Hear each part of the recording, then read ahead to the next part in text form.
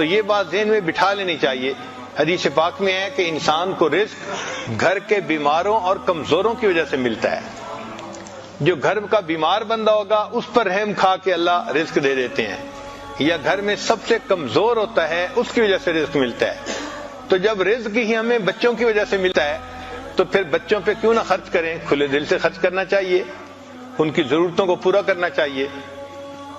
ہمیں ایک مرتبہ تجربہ ہوا, ایک آدمی تھا, اس کا بزنس بہت اچھا تھا, کروڑوں میں کھیلتا تھا, ملینر تھا, مگر اس کے اندر مال کی محبت ایسی تھی کہ اپنے گھر کے کسی بھی بندے کا علاج نہیں کرواتا تھا.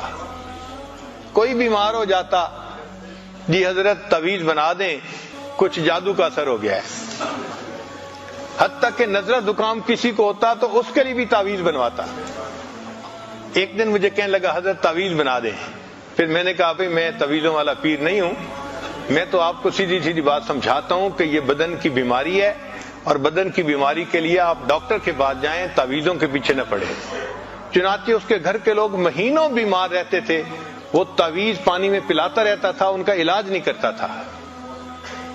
افسوس ہوتا تھا اس بندے کے دماغ پہ کہ اتنا اللہ نے دیا لیکن اپنی ذات پہ خرچ کرنے کی توفیق نہیں تھی.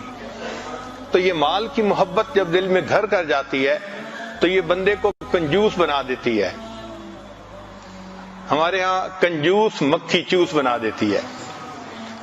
مطلب یہ کہ اگر کسی کے کھانے میں مکھی گر جائے تو امیر لوگ تو چلو دوسرا کھانا کھا لیتے ہیں, لیکن جو غریب آدمی جس کے پاس ہے ہی وہی پیٹ بھرنے کے لیے, تو شریعت نے ان کی بھی رعایت رکھی. شریعت نے کہا کہ بھئی اگر مکھی گر بھی گئی تو مکھی کو نکال دو, باقی کھانا کھا سکتے ہو. تو ایک بخیل تھا, اس کے کھانے میں مکھی گر گئی تو اس نے مکھی کو چوسا کہ اس کے ساتھ بھی سالن لگا ہوا ہے, اور پھر اسے پھینکا. تو یہاں سے ٹرم بن گئی کنجوس مکھی چوس.